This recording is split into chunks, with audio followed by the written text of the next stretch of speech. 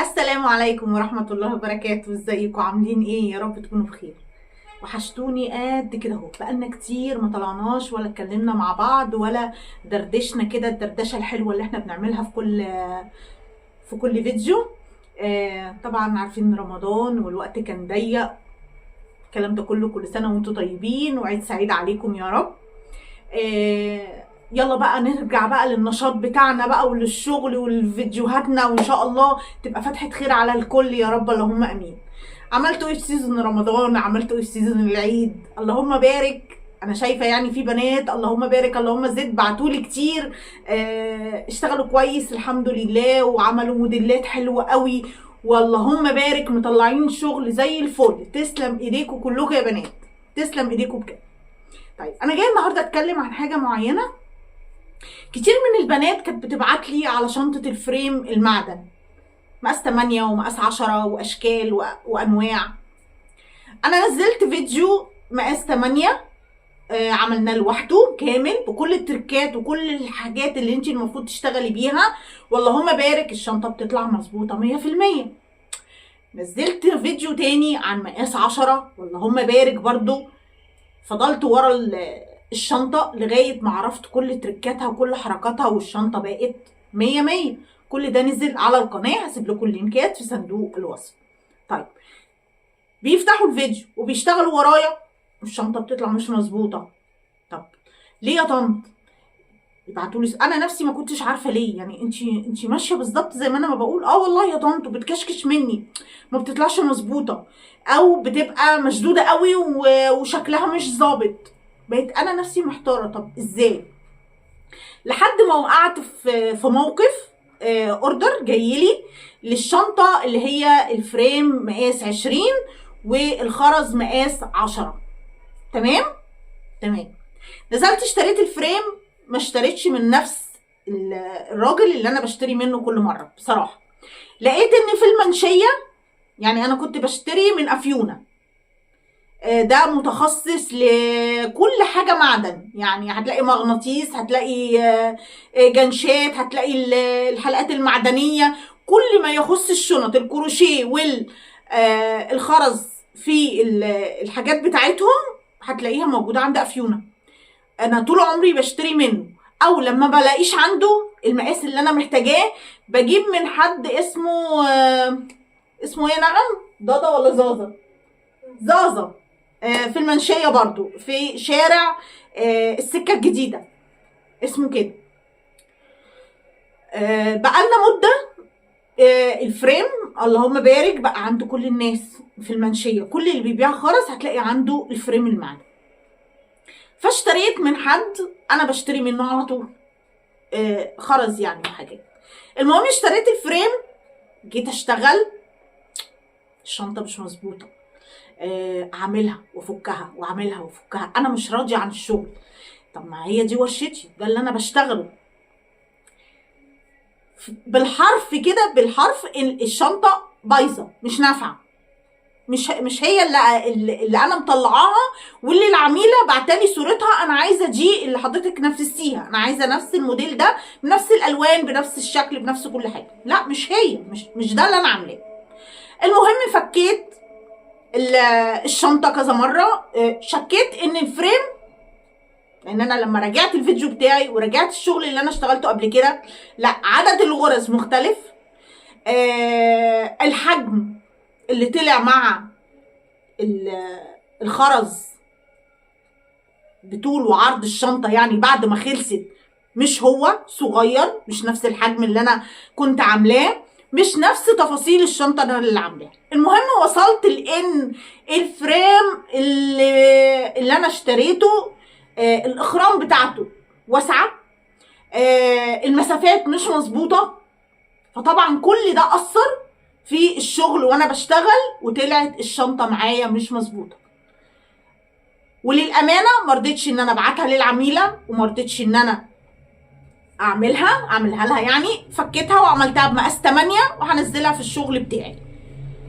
طبعا ده بيبقى له سعر وده بيبقى له سعر اكيد، يعني مع ان عايزه اقول لكم ان الفريمات، يعني انا اشتريت الفريم الاولاني ب 130 جنيه، اشتريت التاني من افيونا اللي هو طلع مظبوط معايا 100% ب 150 جنيه، يعني ما فرقتش 20 جنيه. فاهميني؟ ما فرقتش ال 20 جنيه. بس مقاسات الاخرام مظبوطه، العدد مظبوط، هو اللي انا اشتغلت عليه قبل كده، وطلعت الشنطه معايا بيرفكت، ما فيهاش ولا غلطه. تمام. مقاسها طلع واسع، الشنطه طلعت معايا مظبوطه. فكيتها وعملت عملتها بمقاس 8. طبعا هي ظبطت معايا بمقاس 8 واتعملت شنطه عاديه، مش هو اللي انا كنت اقصدها. المقاس نفسه طلع مختلف، يعني حتى بمقاس 10 الشنطه صغيره مش كبيره، ما طلعتش المقاس اللي انا كنت عاملاه على الفريم التاني، طلعت صغيره مش كبيره. خلاصه الكلام، لما تيجي تشتري فريم اتاكدي ان عدد الاخرام بتاعتك كتيره. يعني انا الكبير ده اللي انا بقول لكم طلعت الشنطه معاه مظبوطه، هو مش كبير، انا هقيسه معاكم دلوقتي بالسنتي، ده وده هتلاقوا الاتنين قد بعض. هو المشكله في التقنيه، المشكله في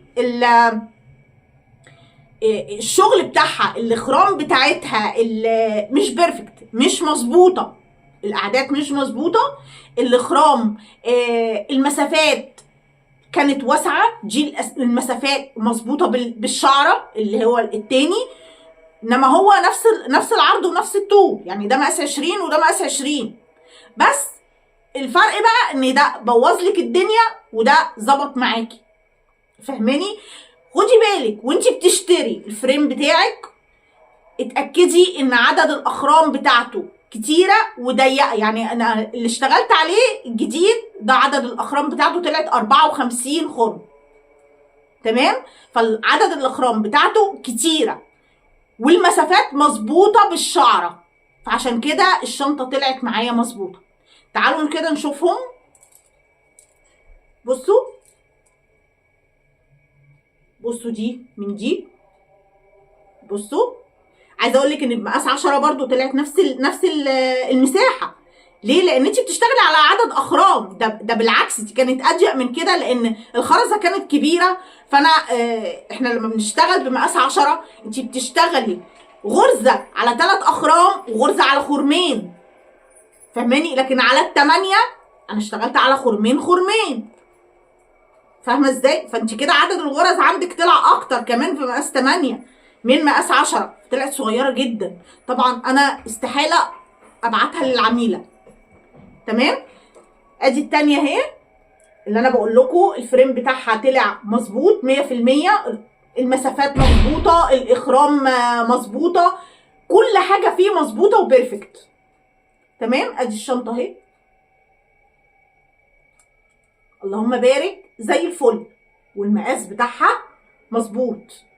هو ده المقاس اللي انا اشتغلت عليه، وهو ده هي دي الصوره اللي العميله بعتتها. ما اقدرش ان انا اغير وابعت لها حاجه تانية.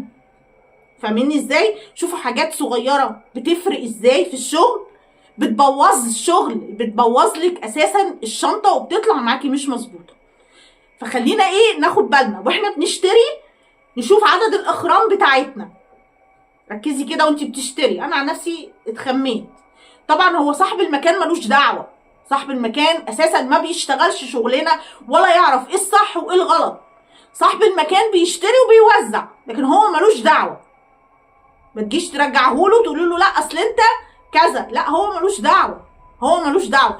انت وانت بتشتري حاجتك خدي بالك من كل التفاصيل، لان هو طالما الفريم بتاعه شغال وبيفتح وبيقفل والفريم مظبوط شغال، يعني ما فيهوش غلط، هو ملوش دعوه بعدد الفتحات وملوش دعوه بشغل الورشه اللي عملت الفريم وظبطت الاخرام، هو ملوش دعوه. حرام اللي لينا واللي علينا نقوله. انت خدي بالك، انا عارفه ان شغلي مش هيظبط لو عدد الاخرام بتاعي صغير، فالاعداد بتاعت الشنطه هتطلع صغيره، غير الاعداد المسافات بتبقى بعيده فالشنطه ما بتطلعش مظبوطه. لكن بصوا دي، انا راضيه كده عن شغلي. دايما اللهم بارك لما باجي اطلع اوردر، اول حاجه بطمن ولو 50% ان الشنطه بتاعتي هتطلع ومش هيبقى فيها عيوب ان انا ابقى راضيه عن الشغل اللي انا بطلعه. انا فعلا لما شفت الشنطه انا مش راضيه عن الشغل، مش راضيه عن مقاس الشنطه، مش راضيه عن شكلها، مش هو ده. بعدين لما جيت اشتغل بمقاس 10 ما ظبطتش ولا باي شكل من الاشكال. فاهميني ازاي؟ خدي بالك كويس جدا وانتي بتشتغلي، وشوفي قبل ما تشتغلي تجيبي حاجتك وانتي بتشتريها، بصي على الفريم وشوفي على الاعداد وشوفي المسافات اللي بين الاخرام مظبوطه ولا لا. يعني 54 ودي التانية حوالي حاجه و40، يعني في فرق كبير في العدد الاخرام وفي فرق في المسافات. هنا المسافات واسعه فالحاجه مش مظبوطه، وهنا المسافات مظبوطه بالشعره، فطلعت الشنطه معاكي بيرفكت وطلع معاكي كويس. مهما هتعملي انا بقى لما لقيتها كده طبعا ما ينفعش ان انا اشتغلها بمقاس 10 خالص، ما ظبطتش باي حال من الاحوال، فاشتغلتها بمقاس 8 كلها، وهنزلها على الشكل ده، وطبعا هيبقى السعر اقل من السعر اللي انت بتعمليه. طب نسعرها ازاي؟ هقول لكم على المسافات كل حاجه، بس السعر ده موضوع السعر ده ناس كتير بتتكلم فيه في كل حاجه، وبعدين انا بلاقي برضو حاجات كده ما بفهمهاش. يعني هقول لكم على كل حاجه. سعر الشنطه طلعه ازاي؟ انت شوفي انت بتشتري حاجتك بكام. يعني انا اشتريت الفريم ب 150، اخدت نص كيلو مقاس 10 ب 150، اخدت ربع سي بي الفضي هو الكيلو ب 350 او 360. هتحسبي كل ده. جنشات اللي انا جبتهم الاتنين ب 15 جنيه، الخيط هحط 25 جنيه ولا 30 جنيه، القماشه اللي انا جايباها ان هي متبطنه اللهم بارك ستان اهو، على الجوده اهو اهي، بصوا متبطنه، وكمان الستان محطوط له الفايبر اللي هو بينشي وبيمسك البطانه كده ويخلي الشنطه ماسكه نفسها من جوه. كل ده بتجيبيه بكام؟ طب طنط انت كده قلتي حاجات كتير، قلت 150 و150 300، وقولي 100 السي سي بي، لان انت ما بتجيبي ربع غير لما بتجيبي النص بيبقى اغلى. تمام، ادي 400 جنيه. بطانه قولي قماش وفازلين، اسمه فازلين، اسفه، قماش وفازلين والخياطه. شوفي هتعمل معاكي كام؟ نقول 100 جنيه، انا كده حسبتها بقوا 500 جنيه. ما قلتش خيط، ما قلتش اي حاجه، يعني اتحسبت ب 500 جنيه. هل هتبيعيها ب 1000 جنيه؟ انتوا طبعا حاجات صعبه بتضربوها في 2.5. انتوا بتعملوا كده، بتضربوا في 2.5، في ناس بتضرب في 3. انا ما اعرفش بتبيعوا الحاجه ازاي. فهل هتبيعيها ب 1200 او 1500 جنيه؟ طبعا هتبقى عاليه جدا.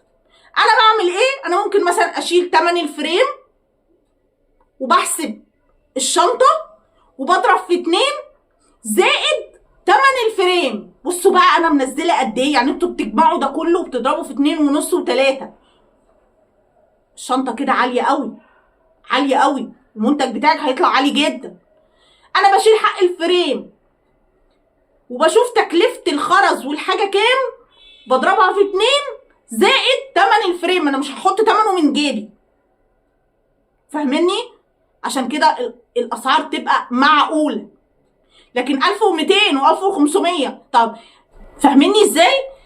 هي دي تفاصيل اللي انا بعملها علشان اسعر المنتج بتاعي. اي منتج تاني انا بجمع كله مع بعضه وبضرب في 2. تمام؟ ده نظامي في التسعير. دايما تبعتولي طنط قولي لنا الشنطه دي هنعملها بكام. بسرعه يا طنط، اصل العميله مستنيه عايزه تعرف سعر الشنطه كام. هل اللي بيشتري لولي ب 200 ده دلوقتي، انا معرفش ده ازاي، ده دلوقتي في ناس منزله كيلو لولي ب 120 جنيه. ده شكله ايه؟ بيعمل ايه؟ بيقشر ولا ما بيقشرش؟ انا استحاله ان انا حتى هجربه. تمام؟ فانت عندك من 120 جنيه لحد 400 جنيه تمن السي سي بي اللي احنا بنشتغل بيه. هل اللي بتعمل شنطه لولي بتجيب سعر ال 120 ولا ال 200 ولا ال 250 ولا زي اللي هتدفع 400 جنيه في الكيلو؟ لا طبعا. انا اقول لك بقى سعر انا بس بطلعها بكام. انا بشتغل دلوقتي يا اما بالملضم يا اما بالسي سي بي، وخدت قرار ان انا خلاص هشتغل بالسي سي بي بس. الفرق بقى 100 جنيه. يعني لو شنطه نص كيلو هيبقى فرق على العميله 50 جنيه، مش مشكله، بس تاخد حاجه تبقى هي ضمنها، لان انا دلوقتي بقى ليا اسم، فلازم احترم شغلي واحترم الناس اللي بتتعامل معايا وما اديهاش حاجه اي كلام. مع ان الملضم جميل جدا، مش هقولك ان هو وحش، بس جم في الفتره الاخرانيه بتلاقي كده الخرزه فيها زي دايره لون اغمق او افتح من لون الخرزه، فده مضايقني في شغلي. فبعمل ايه؟ بنقط كل ده وبرميه. طب انا ما بشوفش عليا بايه؟ يعني هو فرق ال 100 جنيه بس ابقى انا مستريحه وانا بشتغل، والعميله بتاخد مني الحاجه وهي مستريحه، ان طنط هناء ليها اسمها واستحاله ان هي هتغشنا. فاهميني؟ مع ان والله عينيا بتتمقق انا وانغام لما كنا بنشتغل بالملضم ده، وكنت بشيل كل اللي له، يعني اللي احس ان ايه الخرزه واخده لون فاتح مع غامق كده، سيكه صغننه كده، كانت عينينا بتتمقق فعلا. بس للامانه هو ما بيقشرش، حلو وما بيقشرش تمام، بس هي حته اللون اللي متغير في الخرزه ده كان بيضايقني، وبقى انا بحب اطلع الحاجه بتاعتي بيرفكت. فحاليا وبقى لي مده كبيره، مش حاليا بس، انا بقى لي مده كبيره بستخدم السي سي بي، اللي هو بشتغل في اولاد مزار، ولما ما بلاقيش اولاد مزار يعني انا 2 سي سي بي نوعين بشتغل بيهم. ده بتاع كريستالة الزنقه، ده اشتغلت بيه زمان برضو كتير، اشتغلت بيه كتير، بتاع كريستالة الزنقه ده اللي هو في المنشيه. له صفحه على الفيسبوك وبيوصل لاي مكان، فاتواصلوا معاه، هو اسمها كريستالة الزنقه الصفحه بتاعته، اتواصلوا معاه لو عايزين منه حاجه. ونزل القطيفه وبينزل الفتافيت المدوره يعني الحاجات اللي انت ممكن ما تلاقيهاش كتير بتلاقيها عنده. فانا بستخدم يا اما السي سي بي بتاع كريستالة الزنقه يا اما بتاع اولاد مزار، الاتنين حلوين بالامانه تمام. عشان اريح نفسي ما جاتش على ال 100 جنيه الفرق، احطها واشتغل وانا مستريحه تمام. طيب تعالوا بقى اقول لكم، اوريكم مقاسات الفريم ده وده بالسنتي عشان تعرفوا ان انا ليا حق ان احنا ناخد بالنا من هنا ورايح. واقول لكم واوعيكم خدوا بالكم وانتوا بتشتروا الفريم، بتفرق كتير جدا في الشغل ان يطلع معاكي مظبوط او يطلع معاكي معوج، والشنطه تطلع مكشكشه او انها تطلع معاكي صغيره مش الحجم اللي العميله طلبته منك. تعالوا نشوف، يلا تعالوا نشوف المقاسات. افتحي كده الفريم الشنطه، هتيجي من الاول للاخر كده. شوفي الشنطه قد ايه بالسنتي اهي، بصوا دي 20.5 الطول الفريم من هنا لهنا تمام. طب العرض اهو، تعالوا نشوف العرض 12 اهو 12 سنتي تمام. ادي شنطه. تعالوا نشوف التانيه